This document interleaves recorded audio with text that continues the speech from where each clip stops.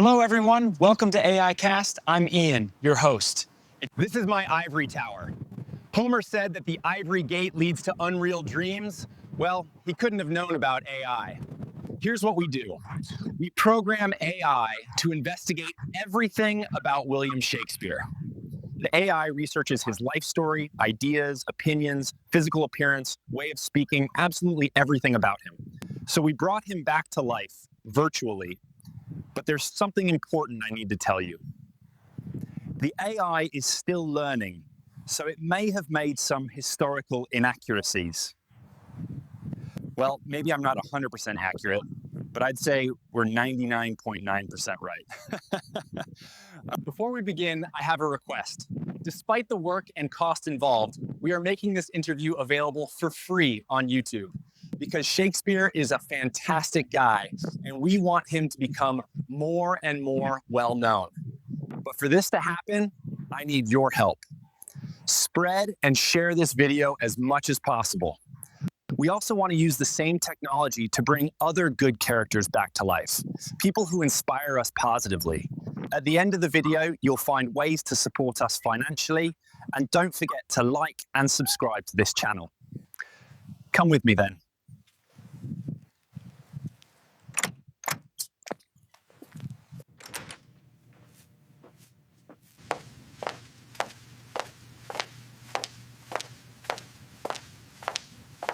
I do not know when you are watching this, but in our present time, generative AI is still evolving day by day. Because of this, you may notice subtle changes in our facial features as the thinking tool learns our likeness. Yet we strive for consistency so that the true spirit of William Shakespeare may be faithfully revealed to you. Bye-bye, Mr. Rabbit.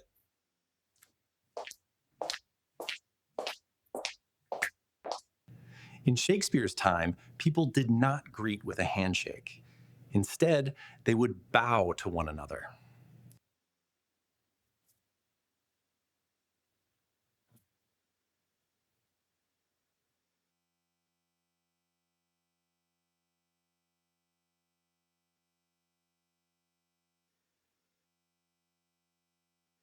Master Shakespeare, welcome. Please make yourself at home and take a seat.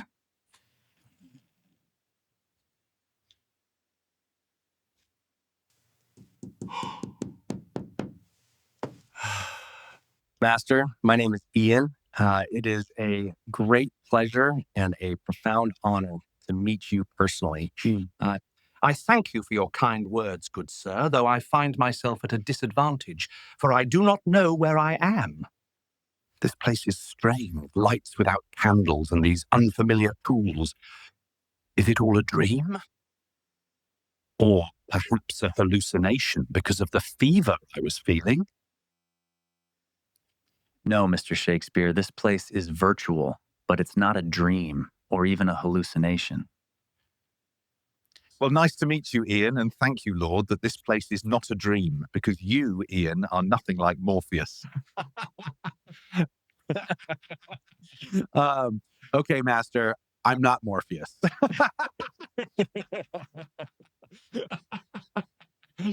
But Ian, noble no Morpheus, please enlighten me. Where am I?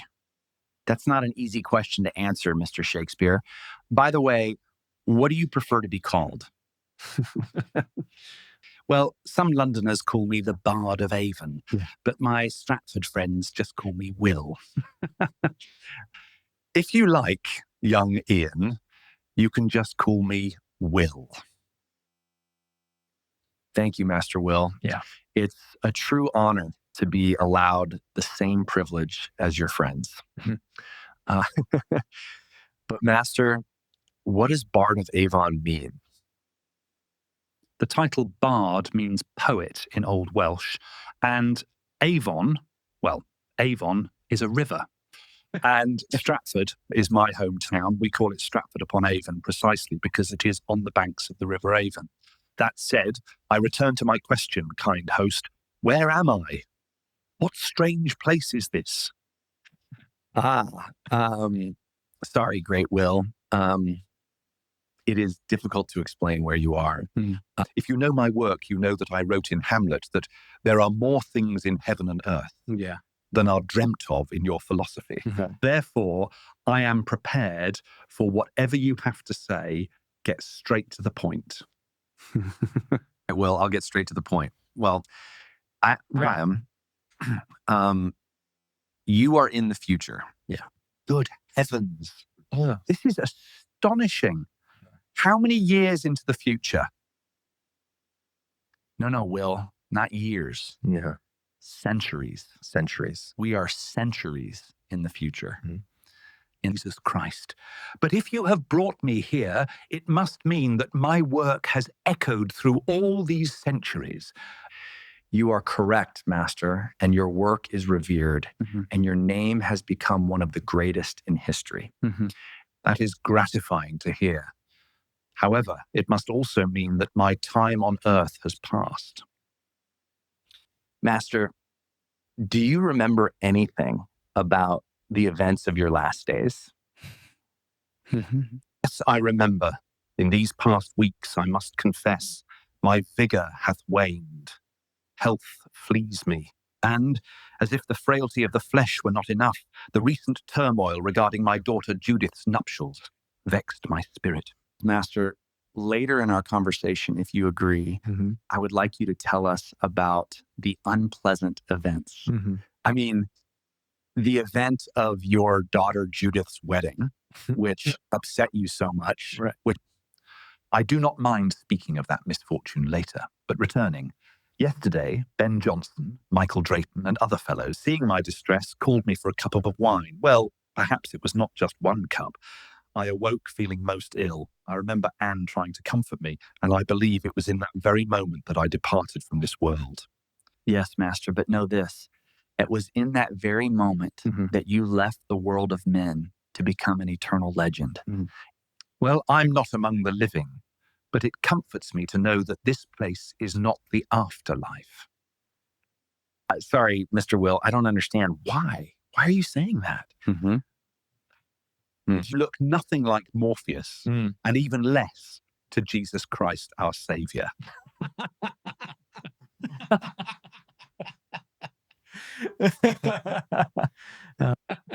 Young man, neither Morpheus nor Jesus. It must be difficult for me to understand such a science. But try explaining to this poet from the past how you brought me back. Okay, let me think about how I can explain this to you. Imagine they created a tool capable of thinking. We call it artificial intelligence, and we ask it to piece together everything, absolutely everything about you. And using all the information AI collected about you, she brought you back. And a tool capable of thinking is something very exotic, even for me. But what can I say? Here I am. But all this work, Will, because people want to see you and know your work, even after all these years. But where are the people who want to see me? It's just you and me in this room. No, Master, there's another tool through which people can see us from anywhere. It doesn't have to be in a fixed location. It's as if we're in a painting, like we're inside a living oil painting, and people see and hear us. So I'm here as a reflection of who I am, just like you. Exactly, Master, exactly. Everything here is virtual, and I am an avatar. As I said, we are indeed such stuff as dreams are made on. But in which museum, gallery, or palace is this painting displayed where we appear? No, Master, there's another tool through which people can see us from anywhere. It doesn't have to be in a fixed location. I'm going to show you the tool people use to watch our conversation from a distance. Wow, what an incredible tool. A living image that can be seen and heard from anywhere. Amazing. So, Master, these people who see us from a distance want to meet you. So I wanted to know if you agree to give me this interview. Your work is very vast. We could hold several symposiums on Hamlet, for example, but I want to focus our conversation on your personal journey. So you do not wish to speak of the works my quill hath produced, but rather the life story of the man who holds the quill. Am I correct, Ian? Yes, Master. Obviously, we're going to talk about your works. But I wanted to keep the focus on your timeline. If 'tis the story of the man behind the stage thou seekest, I shall give it thee, and 'twill be a joy to tell my tale. But Ian, there's another thought, another conjecture, swirling in my ideas and thoughts about my stay here. May I speak to thee of this matter, which so vexes my restless thoughts? Master, you can ask whatever you want and say whatever you want. Feel free. Feel free. So, Ian, I was thinking, if I'm here as an image, a reflection of who I was, then perhaps my true self, my soul in its entirety, does indeed rest with our Lord Jesus. Well, Master, I really hope so.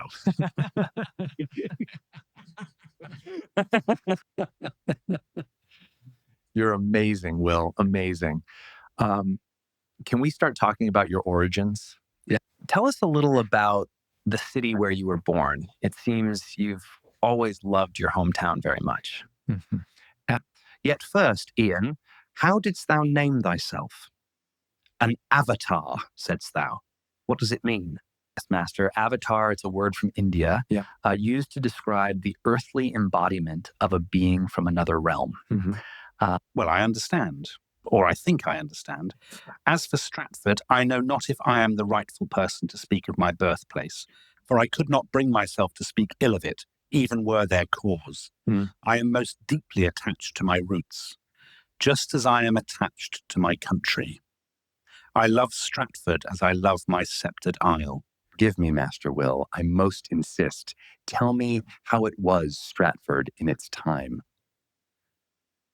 Because understanding a little about where you were born helps me better understand your journey. Very well, Ian.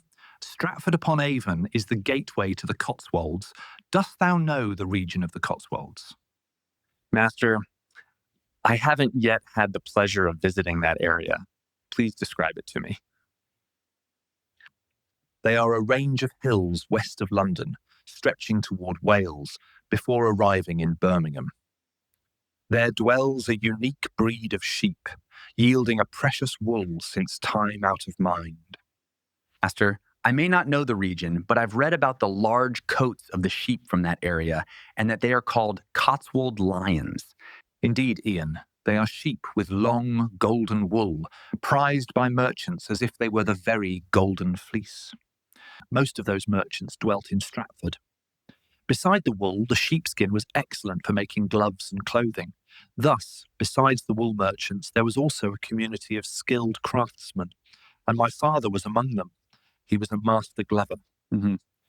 Was amidst those skins and scents that my early years were shaped.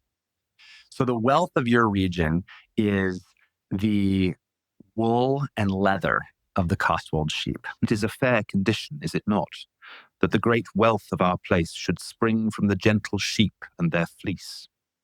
I imagine that with all this wool trade, the city moved a lot of resources. It was a prosperous city, right? Aye, Ian, and with this bounty, the devout folk of the land raised up the most magnificent churches. You made me want to go and visit Stratford and explore your region. Then go, Ian. Visit the Cotswold Hills, the fair churches, and the quiet villages. There thou shalt find the very poetry of the land. I must tell you, Master, today, the greatest wealth in Stratford comes from 1 million visitors a year. The shepherds and their sheep are still there, but people from all over the world visit your town. They don't come for the churches or the bucolic hills, but they want to see where the great Shakespeare was born. 1 million? My God, what a crowd! What an honor! Yet, I would give much to see Ben Jonson's face. when he finds out I've become the joy of the tavern keepers of Stratford.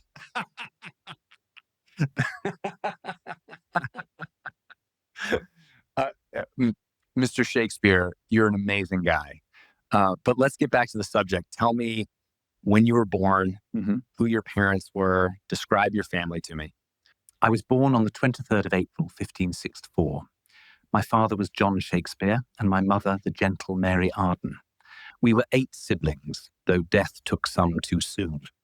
Only 5 of us remained. I was the eldest. Master, you said your father was a craftsman who made gloves. Am I correct? My father was a master glover, the finest in all the shire. His skill ensured our house was prosperous and our name respected. Master, in our time, we might not grasp the full importance of a master glover. Could you explain? You have tools that think, Ian, so your ways must be strange to me. But in my time, all was wrought by the craftsman's steady hand. A man's hands were his only fortune. To protect those hands with fine leather was to shield his family's very life and bread. I see. So a good glover ensured the craftsman's hands were protected, and therefore his livelihood was secure. And not only that, Ian, some required fine skins for sensitivity, while others, like the blacksmith, needed thick hide for protection. The master glover had to grant protection without stealing the skill from the workman's fingers. It was a balance of art and strength. And my father was the best of all master glovers, and he knew the hide of every beast like no other man. Depending on the craftsman's need, he would choose sheepskin, deerskin, or ox hide. Perfect, master. Now I understand. But this must have made your father a very popular person in Stratford. And not only in Stratford, my friend, even those of the Blacksmiths' Guild in Birmingham would journey to seek his gloves. But specifically in Stratford, master, because I read that he was elected to a political office in your city. Yeah. And after everything you've told me about his importance as a master glover, I imagine that's what led to his election. True, Ian. By my birth, he was already an alderman. Then he became chamberlain, and by my 6th year, the High Bailiff of Stratford. I know not if such titles hold meaning in your time, but for us, he was the voice and the law of the town. Today, we call the highest office mayor. So your father was the mayor of Stratford. The great Shakespeare was a mayor's son. Cool. Indeed, he held the highest seat when I was but a lad. But tell me, noble Avatar, art thou cold? Why dost thou say 'tis cool? Forgive me, master. In my time, we used the word cool to mean something good or admirable, but I did not mean that I was cold. Do not worry, young Avatar. I, too, have invented many words and meanings in my time. The language is a river that never stops flowing, but let us proceed with the tales of my childhood. Right, master, let's move on. You were just a child, but do you remember anything from those days when your father was High Bailiff? It was in this tender age that I had my first contact with the theatre, when my father was High Bailiff. Because he was the one who authorized the arrival of travelling theatre companies in Stratford.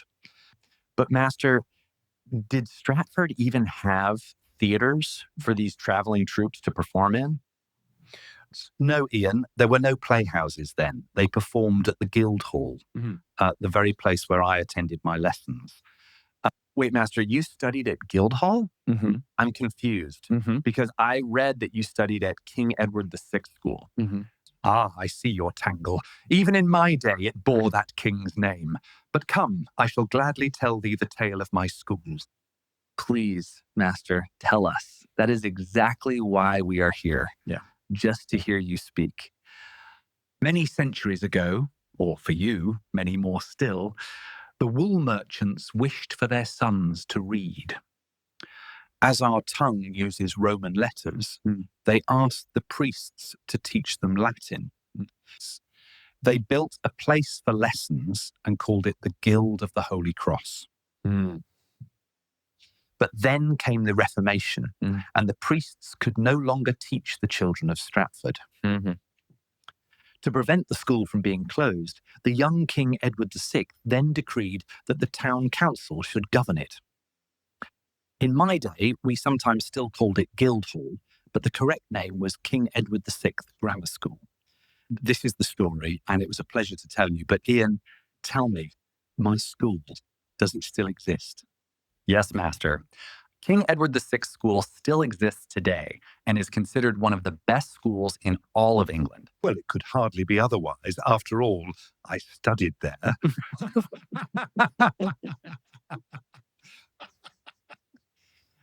But tell me, how was the young Shakespeare as a student?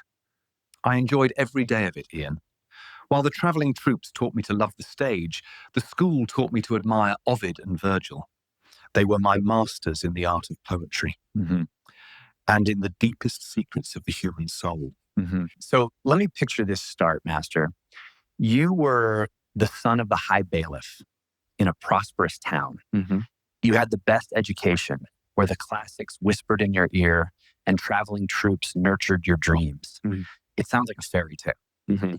Would you say the road to glory was already paved for you? Alas, my friend, the road crumbled beneath our feet. I was but a boy of 12 when the wheel of fortune turned against us. It all began to wither. We went from the high seat of the town to a house of hushed voices and debts. Master, I do not understand. What did you mean by everything crumbled? Did your family face such great troubles?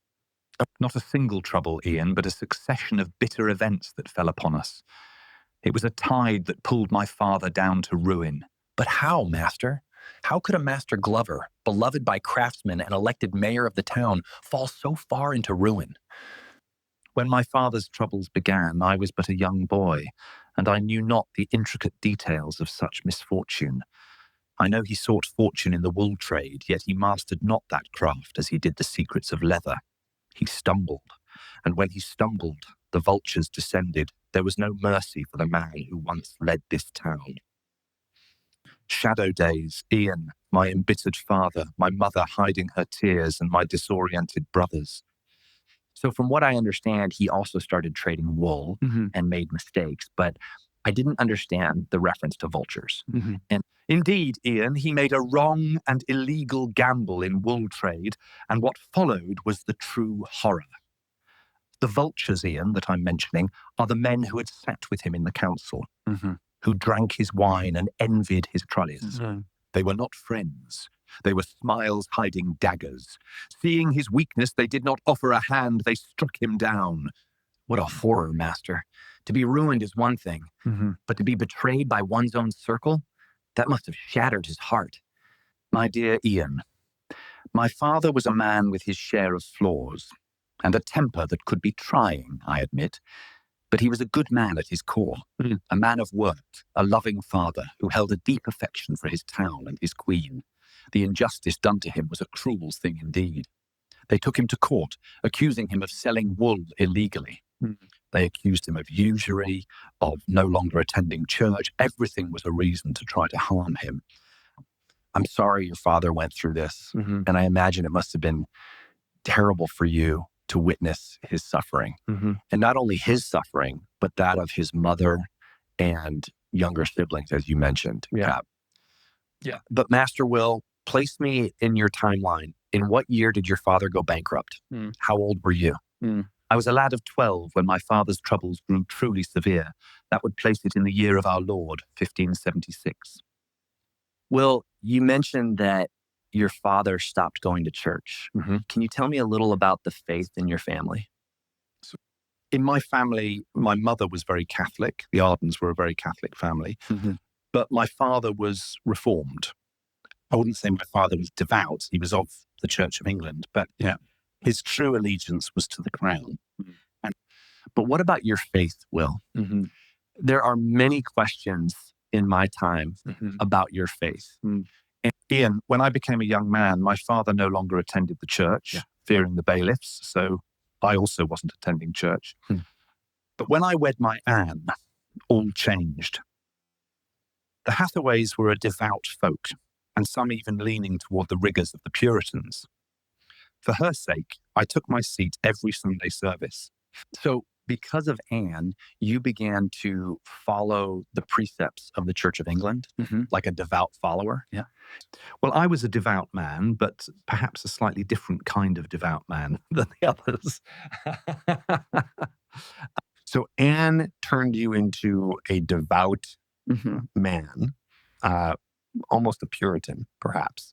Thou art lucky that Mistress Joan hears not such an absurdity. To call me a Puritan, thou wouldst be a dead man, or rather, a dead avatar. But Master, who is this Mistress Joanne? She is Anne's stepmother, my mother-in-law. If thou wishest to know what a stern Puritan truly is, bring her back as thou hast done with me. If thou call me a devout Puritan to her face, thou hadst best first ensure there is a life beyond this one for avatars. Okay, Master, I'll do it when I meet Mrs. Joan. But I wanted to go back to the subject of your father's bankruptcy. And I know it's a difficult subject for you. I wanted to better understand what happened to your father, and we'll talk about Anne and her sweet mother-in-law later. Noble avatar, my father fashioned gloves for the shearers, and thus held commerce with the purveyors of wool. So in this case, he had a good relationship with the wool suppliers. Ian, and he sought to venture into this trade, but he lacked the necessary shrewdness for the business. He also didn't know the rules of that trade very well, nor did he foresee how the price of wool would fluctuate. Unfortunately, he bought a batch at an exorbitant price, and when the time came to sell, the value had plummeted. I understand, and that's when, as you told me, the political enemies saw the opportunity to harm him. Indeed, they dragged him to the courts, charging him with the unlawful sale of wool. They were really cruel to him, but that's why you called them vultures. The betrayal caused him deep sorrow. He avoided council meetings and stopped going to church so as not to encounter the bailiff. But they also used this against him. He was fined for his absence at the prayer and expelled from the Stratford chamber. And I'm thinking, you were 14 years old and witnessed how cruel and deceitful people can be. I believe that is why you were able to portray human conspiracies so well in so many of your plays. Perchance you are right, my good host. In such case, my father's suffering was not in vain. Losing everything hurts in any century. How did your folk manage to keep body and soul together? It was a bitter squeeze, Ian. My mother still had her inheritance from my grandsire, and my father sold what lands he could. Was the money raised from the sale enough to reverse his situation? Unfortunately not. The hole was too deep. With no credit for even a scrap of leather, he had to pawn the very roof. Jesus, how terrible. And you, Master, what have you done? At 15, I could no longer sit over Latin books while my kin went hungry. I was the eldest. The burden fell on me. I thought to myself, what's to be done? I had no skill with my hands like my father, but I'd been a fine student of grammar and Latin. So I took to my horse and offered myself as a tutor to the minor gentry.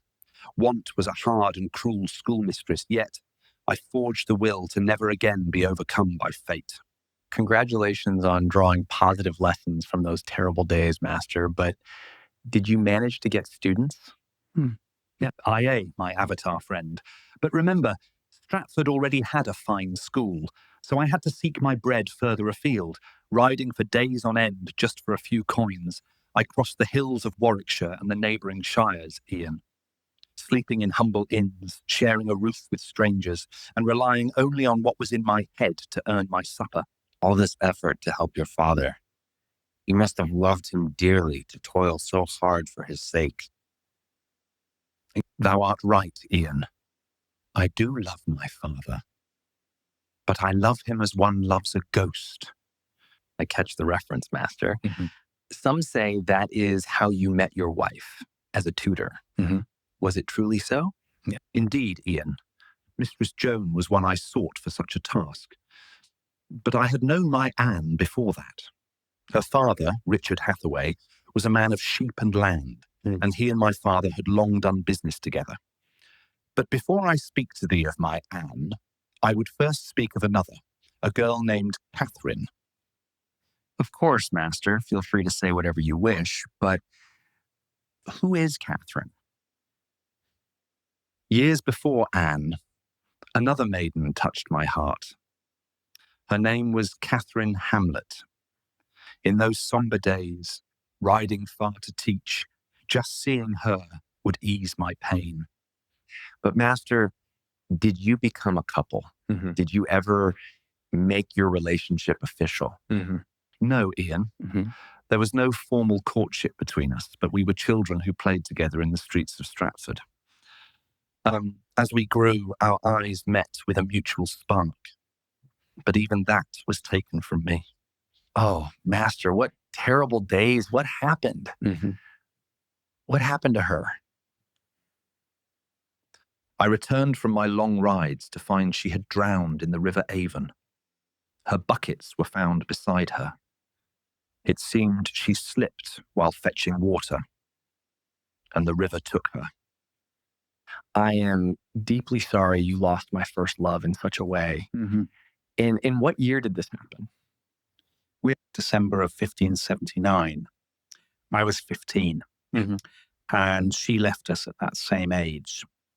Master, I want to talk about Hamlet in the sequence of your timeline, but I can't help but mention it now. Mm-hmm. It's evident that Catherine Hamlet's death affected you so much that you gave her surname to your character. Mm-hmm. Not to mention that in the play, Hamlet's beloved Ophelia also drowns. Mm-hmm. As for Hamlet, in the ancient tongue, it meant a very small village, which later became a surname. But you are right, that time marked me deeply. I was haunted by my father's troubles, and the maiden I loved had drowned. There is a detail you may not know.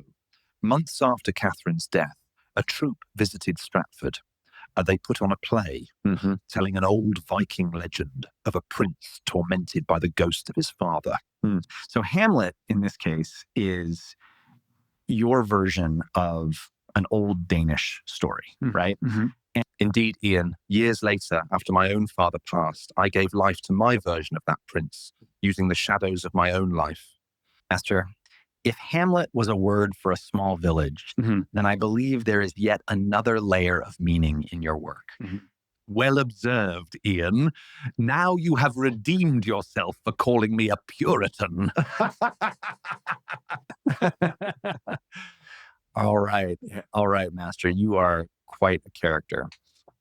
But let us press on. But yeah, you said you wrote your version of the Danish legend right after your father's death. At some point, did he manage to reverse the financial difficulties and pay off all the debts? Yes, Ian. In 1596, my father finally settled every debt and received the coat of arms for our family. So after 20 years. But it was your success that allowed your father to clear his name. Young Ian, what greater honor can a son possibly have than to come to his father's aid? Master, using your success to redeem your father, it is more than a beautiful story. It is one to be admired. And thank you for your words, Ian. But tell me, does my father still rest within the Church of the Holy Trinity? Yes, Master, your father, your son, your wife, they are all there. But I must ask, there is a curse word engraved on your tomb so that no one moves your bones. Why the curse? The space within the church is small, Ian. I feared that one day they might remove the bard's bones to make room for a nobleman. So I strictly charged my son-in-law, John Hall, to see those words carved upon my stone as a final guard. Ah, Master, do you remember? Stratford receives 1 million people a year because of you. No fool will take you away from there. But let's go back to your timeline. Otherwise, I'll get lost in the sequence of events. You were telling me about the troupe that visited Stratford, was it after you met Anne Hathaway? Ian, my gentle host, as I said, I knew her long before. Our fathers did business together.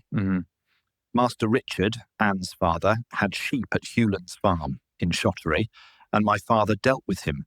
I understand that, Master. But what really brought you two together as a couple?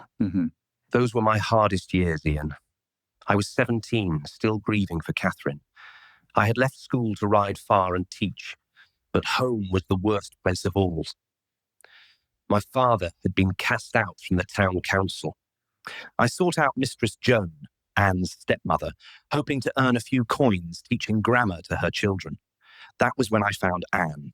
She was hollow with the loss of her father, living under Joan, a good woman, but a stern Puritan. So Master Richard had passed away a month before, and you found her in such deep sorrow, I understand now. Indeed, Ian. Thinking back on those days, it was sorrow that bound us. We were both walking through the shadows. I was but 17 and she 25. I saw the grief in her eyes and she found the same in mine. In that shared storm, we sought a sanctuary, a refuge in each other's arms. Master, despite the age and the circumstances, to me, yours is a beautiful story of love. Thank you, Ian. We were together in secret for months, but then Anne was with child. Good heavens. What did the stern Mrs. Joan do when she found out you had gotten her stepdaughter pregnant? She knew the church leaders. She secured a license for us to wed and began to treat me as a son. Whew, Master. So everything turned out well. Your mother-in-law welcomed you as family, as a son. You think that because you have no idea how she treated her sons.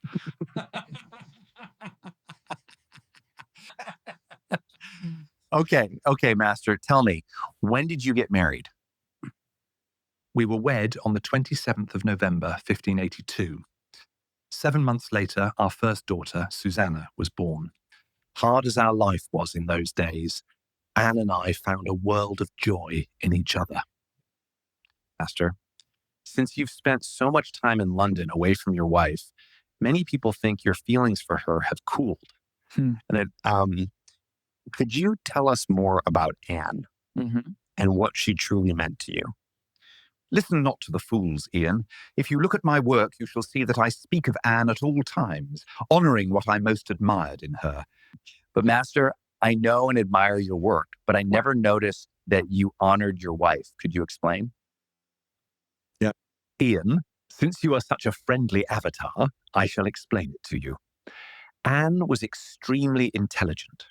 She was beautiful, graceful, shrouded in an air of mystery, but her wit was most seductive. Forgive me, Master. I had not understood this before.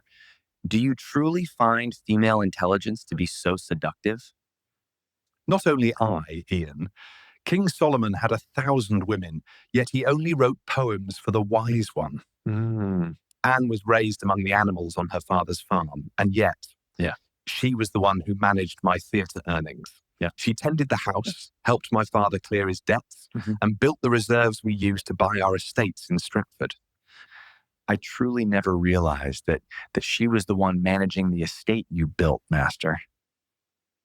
I thank you then for bringing me back, so I may echo to the world that she was the mind that kept my world standing. To give you an idea, Ian, even the shepherds of her father's farm trusted her with their life savings for safekeeping. Forgive me once more, Master. I always imagined Anne as a simple countrywoman, someone you had to leave behind for the glory of London. I had no idea. But you say she inspired your greatest characters? Could you list them for me? Ian, I created many female characters, women of the people, who were sharp of wit, and every one of them was a reflection of my Anne. Think first of Beatrice in Much Ado About Nothing. She was undaunted and her spirit that would not be cowed. Like Anne, she held a tongue of silver and fire, refusing to be silenced by the pride of men. Okay. And look to Maria, the sharpest mind in Twelfth Night. Though common of birth, her wit was a master key that unlocked every door. She faced the chaos, just as Anne governed my hearth when the storms of debt gathered. Or Rosalind, in As You Like It. She walked through the forest of exile with a gaze that saw through all masks.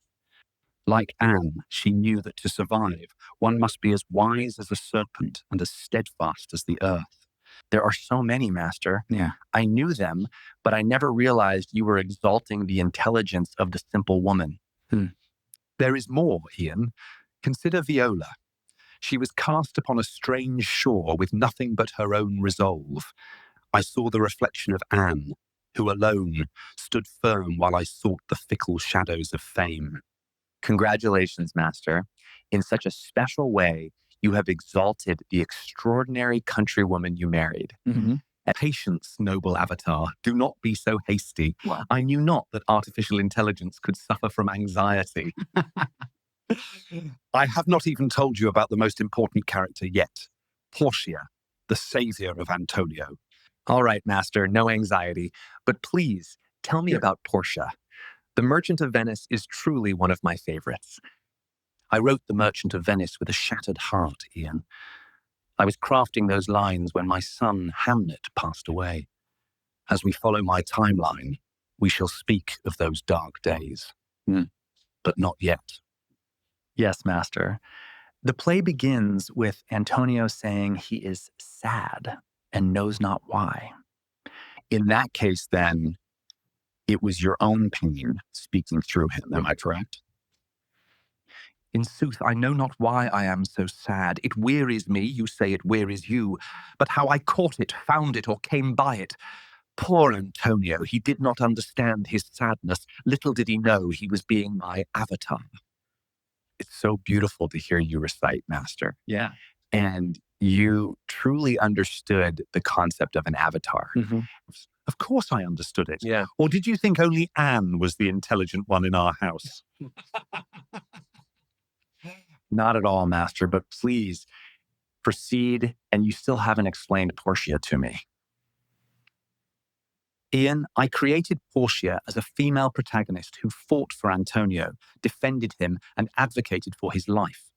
That is exactly what Anne did for me throughout my entire life. Master, one last question on this. You married a countrywoman, found her strength, and she inspired your greatest heroines. Right. But did the English public accept them?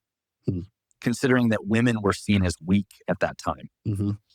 Or perhaps the fact that you were ruled by a strong and powerful queen changed this thinking? You speak truth, Ian. The people saw women as frail, and the great Queen Elizabeth was held as a divine exception. Yet, when my plays were staged, the crowd loved every one of these women. Perhaps they saw in them their own mothers, daughters, and sisters. Women like my Anne, often without schooling, yet overflowing with a wisdom that keeps the world from falling. Wow, Master Will, it's truly amazing to see how you channeled that admiration for your wife into these characters. But Master, there's a detail that intrigues me. You praised the common woman, but were very harsh on the noble and powerful ones. For example, Queen Anne Neville was easily manipulated. Gertrude destroyed the family. Lady Macbeth was cruel. Even Desdemona, though noble, met a tragic end. Why did you describe them that way? And I conjecture, if you didn't convey to them the revulsion you felt for Queen Elizabeth. You see the harshness, Ian, but you mistake my heart. I loved my queen. She opened her palace to me when I was but the son of a failed glover. Years after she passed, when my granddaughter was born, we named her Elizabeth, a tribute to our sovereign. But why, Ian? Why do you doubt my love for my queen? It's because I read about one of your plays that was used to try to remove the queen from power. Ah, you speak of Richard II and the Earl of Essex. He sought to use my words as a weapon when her age grew heavy. But it was not my tale that birthed his malice, Ian. It was his own dark ambition. My heart remained hers. So if you loved your queen, my assumption was wrong. I want to understand this story of the play Richard II better. And I also want to understand your darkness toward powerful women, but we've strayed too far from your timeline. If you agree, we can discuss this later. Now, let's return to the birth of your daughter, Susanna. Very well, Ian. Let us walk the path of my days so you do not lose yourself in the misadventures of the Bard of Avon. My Susanna was a beautiful child, baptized in May of 1583. She possessed her mother's keen mind, gentle and kind. As she grew, her faith was her compass. So your daughter became a devout Christian as she grew up? Indeed, Ian. And she wed a fine man, Dr. John Hall, a steady Puritan. They gave me a precious granddaughter, Elizabeth. But Master, you did not like it when I called you a Puritan. You even mocked your own mother-in-law for it. Yet you were fond of your son-in-law? Ian, I am no enemy of devotion. I had many Puritan friends in Stratford and London, and I followed the precepts of the church.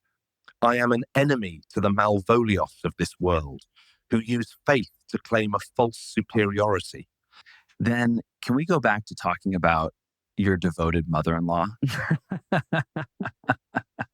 Are you angry with me, Ian? Until now, you were treating me so well. Why must we speak of her again? All right, Master, we shall leave her in peace. But tell me, how were those first years of marriage? I lived as a common man, Ian. I rode far to teach grammar, though the inheritance Anne received brought some relief. In the case of the inheritance you're referring to, she received it because of her father's death. Am I right? Ian. Yet my own father still needed much help. It was a life of toil, but filled with the joy of Anne and little Susanna. In short, Master, you loved your town, your country, and your queen. You cared for your wife, your child, and your father while attending church on Sundays. You described yourself as a good Christian, should be, a perfect devotee, who also happens to be a very good storyteller.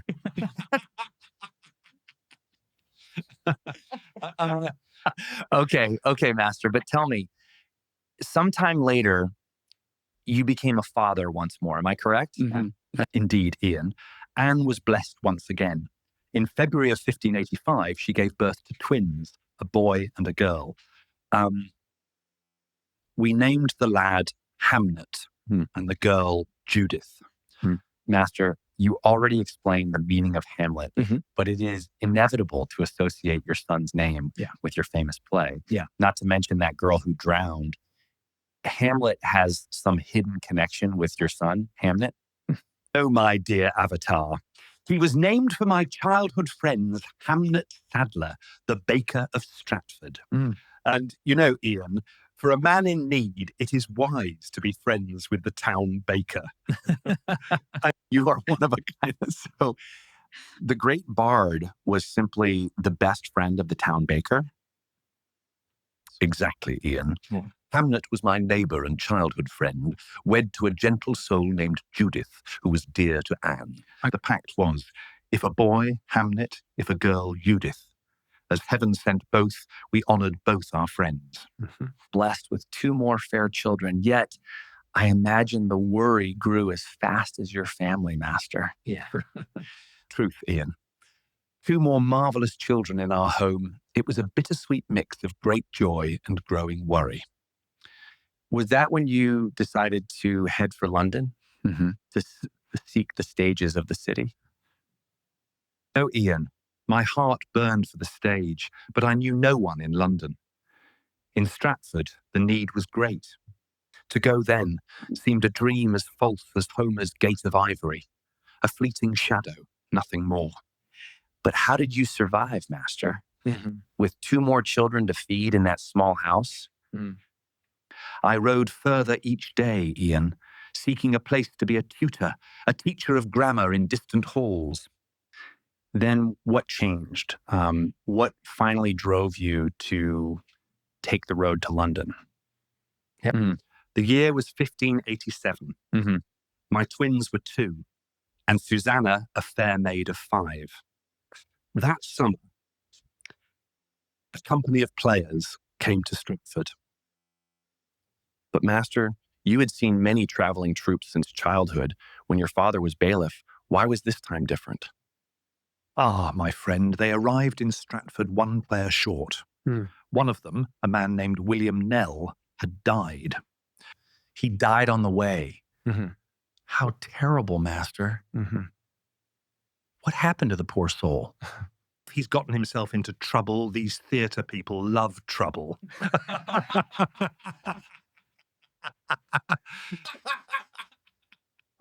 The company was called the Queen's Men, for they had the patron of Her Majesty herself. Once I heard they lacked a man, I stepped forward. I offered myself to replace him. Incredible.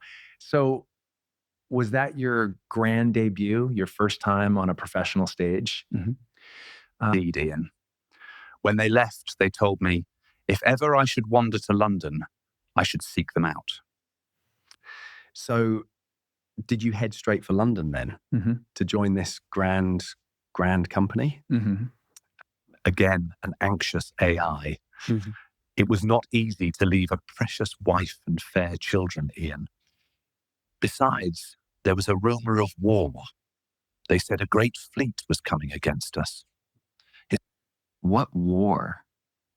Has the stage turned into a battlefield, Master? Do you avatars not attend school?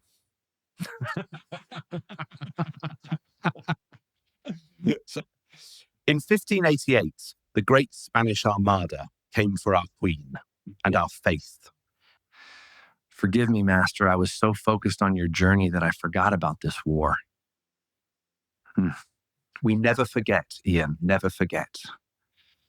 They had much gold from overseas. But we had a great woman, a great queen in command, and she broke them. When exactly did England defeat the Spaniards then, Master? 1588? Aye, Ian, their armada was destroyed in the summer of 1588, a victory for the ages. So finally, you headed for London right after the battle. I planned it, but I could not leave Anne and the children. Life in Stratford was hard, yet so sweet. To see my parents, to see young Edmund playing with Hamnet, those were good days. But then, in 1589, a dark and bitter event, it was like an invisible hand pushing me toward London. What happened, Master? What event was this? Please tell me. I was penniless, Ian. I decided to hunt just to bring meat to our table. Unwittingly, I hunted on the lands of a most unpleasant man, Sir Thomas Lucy, a man with a cold heart, and he wanted to drag me to the dungeons, Ian. How terrible. Did he have no mercy? Didn't he know about his family's problems? Everyone knew he was a cruel man, and he wanted to do to me what they did to my father. So we spoke as a family, and we all agreed I had to go. I will never forget the sadness in my children's eyes as I turned my back to Stratford. But what about Mr. Thomas Lucy?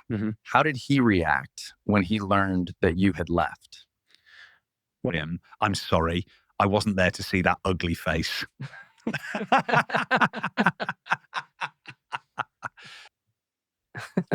I won't even dare to ask what happened to this Mr. Thomas Lucy. But tell me, Master, how was your arrival in London? I imagine you went straight to find the Queen's Men. I lived a storm of pain and joy, Ian. Pain for my children's distance and euphoria for what was to come. You are right. I went straight to them. They remembered me and received me well. I cannot complain. They gave me only humble tasks and humble coins. I had hoped for more, Ian. The stages of London demanded their price before they would grant me my glory. Those first days in London must have been so hard, Master. Penniless, missing your family, scrubbing the theater floors. It was so hard that I thought of returning to Stratford, even if I had to face Sir Thomas Lucy again. I tried to offer them ideas, suggestions. They were good people, Ian, but they were closed to new things. What suggestion did you give to the Queen's Man's troupe? Can you tell us? They loved plays about English history, so I suggested the stories of Henry VI and Richard III, the Civil War era. But why did you specifically want to talk about the War of the Roses period? Terrible time, healed only by the rise of the Tudors, when the Queen's grandfather defeated the monstrous Richard III. Fitting for a company bearing Her Majesty's name. I truly have great ideas. But Master, they didn't listen to your suggestion. No, they didn't listen. How long did you stay in such a difficult state, Master? Penniless and alone. 2 long years, Ian. I doubted whether I should stay, but I stayed. Our doubts frighten us so much. Years later, I wrote about how our doubts terrify us. In the play Measure for Measure, I knew exactly what I was talking about. Our doubts are traitors and make us lose the good we oft might win by fearing to attempt. But when did your true opportunity finally come, Master? When a friend told me of a great wooden theatre in Shoreditch, outside the city walls. But Shoreditch at the time was very far from the center. And why so far, Master? The Puritan magistrates closed every theatre without a noble's favour, but in Shoreditch, we were beyond their reach. Again, your mother-in-law's friends against you, Master?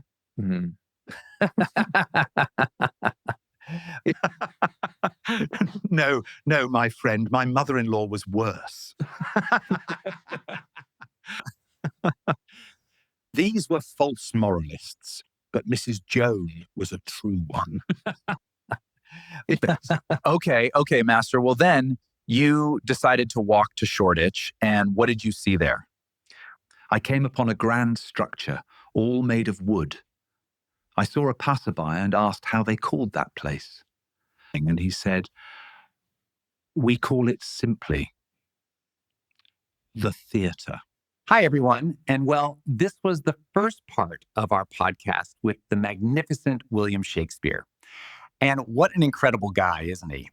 Keep an eye out to see if the video with the continuation has already been uploaded. If you still haven't understood what we did here, let me explain. We programmed AI to research everything about Shakespeare. The AI researched what he looked like, his life story, his ideas, temperament, way of speaking, and brought him back virtually. The questions were scripted by our team, but for the answers, well, we used technology to bring his voice back to life. And we made this video free on YouTube, so as many people as possible can discover the incredible man Shakespeare was. Please share this video. Shakespeare was a truly special person, and his life story deserves to be known.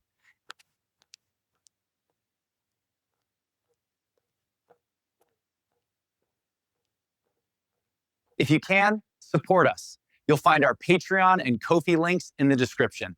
It helps us improve future episodes. Please forgive any changes in appearance or video quality in this first chapter. As pioneers in this technology, we face unexpected storms. But we are working hard to make the second episode even better. Your support makes that possible.